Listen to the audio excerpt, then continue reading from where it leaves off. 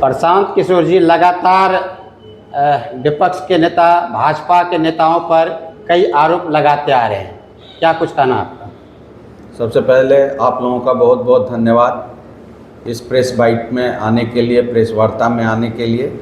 हमारे सूत्रधार प्रशांत किशोर जी ने बोला है, पिछले कई महीनों से, 2 महीनों 3 महीनों से बोल रहे हैं। सबसे पहले दिलीप जायसवाल जी पे, भाजपा के प्रदेश अध्यक्ष पे जो आरोप लगाई, उन पे एक हत्या का आरोप था और उस केस में पुलिस प्रशासन ने सही ढंग से जांच नहीं करते हुए उस केस को खारिज कर दिया। तो हमारी पार्टी की ओर से वाई गिरी साहब हैं, वरिष्ठ वकील हाईकोर्ट के, पीड़ित परिवार को लेकर साथ में हाईकोर्ट में एक याचिका दायर की गई है, पुनः अपील की गई है इस हत्या केस की जांच करने की।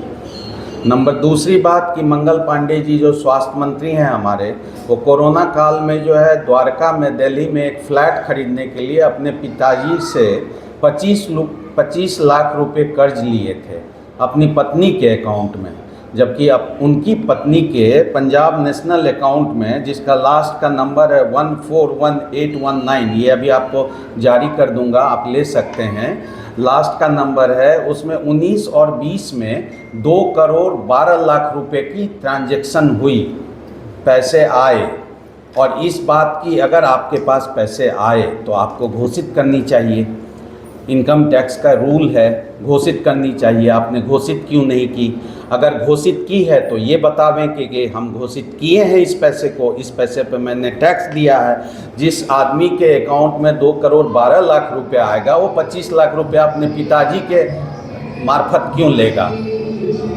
हाँ, तीसरी बात, हमारे जो उप मुख्यमंत्री हैं सम्राट चौधरी, वो नाम बदलने में माहिर हैं। उन पे जब कांग्रेस नेता सदानंद सिंह जी के बम फेंक कर हत्या करने का आरोप लगा था, उस मामले में वो जेल भी गए थे, तो उनके गलत सर्टिफिकेट को दिखा करके नाबालिग उनको घोषित करा करके जेल से निकलवाने का प्रयास किया गया था।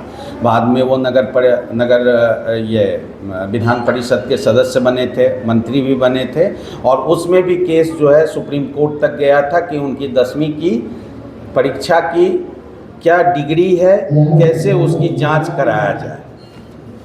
तीसरा आरोप है जो अशोक चौधरी सर्वदलीय नेता हैं, बड़े सर्वदलीय नेता हैं, उनके पर्सनल सेक्रेटरी हुआ करते थे योगेंद्र दत्त जी को अशोक चौधरी के बेटी शांभवी चौधरी के नाम पे ट्रांसफ़र कर दी, जिसके एवज में अशोक चौधरी जी के द्वारा 10 लाख रुपए उनको मात्र दिए गए थे। वो ज़मीन 35 लाख रुपए की वो ट्रांसफ़र कर दिए थे, 35 लाख रुपए में उनको ज़मीन रजिस्ट्री कर दिए, बाकी का 25 लाख रुपए 34 लाख रुपए में रजिस्ट्री किए थे। तो जब इनकम टैक्स का नोटिस आया तो 2 साल के बाद 27 अप्रैल 2025 को उन्होंने 25 लाख रुपया फिर योगेंद्र दत्त जी को दिए। तो आपने किस परिस्थिति में ये डील की थी? किस परिस्थिति में 2 साल के बाद जो है वो आपकी बेटी के नाम पे आया? अगर आया तो 34 लाख उसका वैल्यू, रजिस्ट्री वैल्यू था, तो आपने 10 लाख ही क्यों दिए? और इनकम टैक्स के नोटिस के आने के बाद आप पूरा भुगतान क्यों किए? अब रही बात शांभवी चौधरी की सगाई के बाद से शादी तक एक मानव विकास वैभव ट्रस्ट है, मानव वैभव विकास ट्रस्ट है, जो कुणाल जी के परिवार से जुड़ा हुआ है। उस ट्रस्ट के माध्यम से 200 करोड़ रुपए की ज़मीन खरीदी गई है। वो ट्रस्ट का क्या मामला है ये हम लोग नहीं बता सकते, मतलब हम लोग बात नहीं कर रहे हैं कि ट्रस्ट में गड़बड़ी है या नहीं है, लेकिन एक परिवार से, जिस परिवार का उस ट्रस्ट में वर्चस्व है, एक तरह से उनका ट्रस्ट चल रहा है, उस परिवार के बेटे से उनकी सगाई और शादी के बीच में 200 करोड़ रुपए की केवल ज़मीन जो है, और पिछले 2 साल में सगाई और शादी के बीच में 38.44 करोड़ रुपए की ज़मीन की खरीद हुई है। तो हम ट्रस्ट के लोगों से भी जानना चाहेंगे कि इस मामले में अपना पक्ष रखें। चेक के माध्यम से ये भुगतान हुआ है 38.44 करोड़ की, लेकिन ज़मीन खरीदी गई है 200 करोड़ के लगभग की। चौथे नेता हैं संजय जायसवाल जी। उनके पिताजी पहले बेतिया से सांसद हुआ करते थे, बहुत सम्मानित व्यक्ति थे, मदन जायसवाल जी।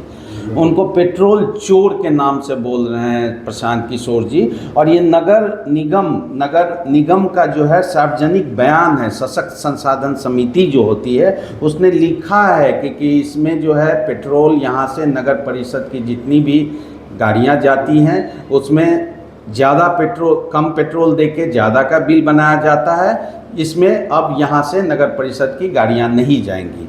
एक बार ये भाजपा छोड़ करके राजद से लड़े थे चुनाव, तो इनको 5000 वोट आया था और ये अपने को बड़े नेता बोलते हैं कि हम प्रशांत किशोर को जेल भिजवाएंगे। तो प्रशांत किशोर जी ने बोला कि इस जन्म के 7 जन्म में हमारा हाथ नहीं पकड़ सकते।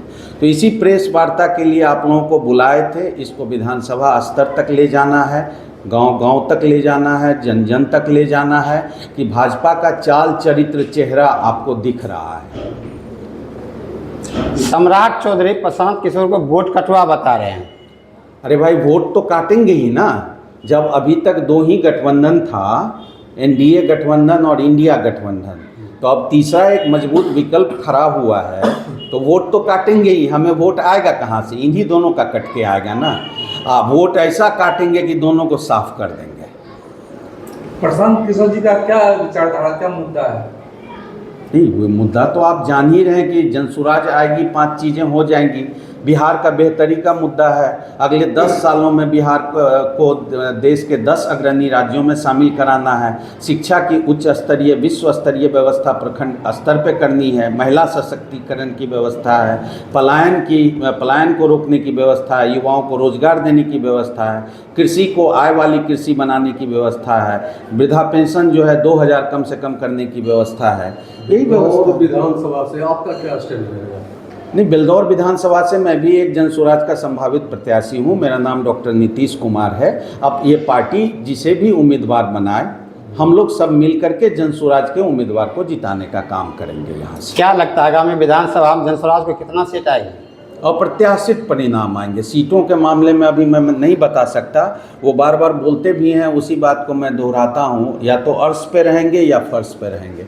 या तो 10 सीट से नीचे आएगी सीटें विधानसभा चुनाव में, या इतनी सीटें आएंगी कि गिनते गिनते आप थक जाएंगे और आपको लगेगा कि अद्भुत परिणाम आया है। ये तो चौंकाने वाला परिणाम। जनता की बदलाव चाहती है क्या? बिल्कुल 60% से ज़्यादा लोग बदलाव चाहती हैं। आप बताएं हमें, आप नहीं चाहते हैं बदलाव? हर कोई बदलाव चाहते हैं, अपने बच्चों के भविष्य के लिए, अपने युवाओं के भविष्य के लिए, क्षेत्र के विकास के लिए बदलाव बिल्कुल चाहती है।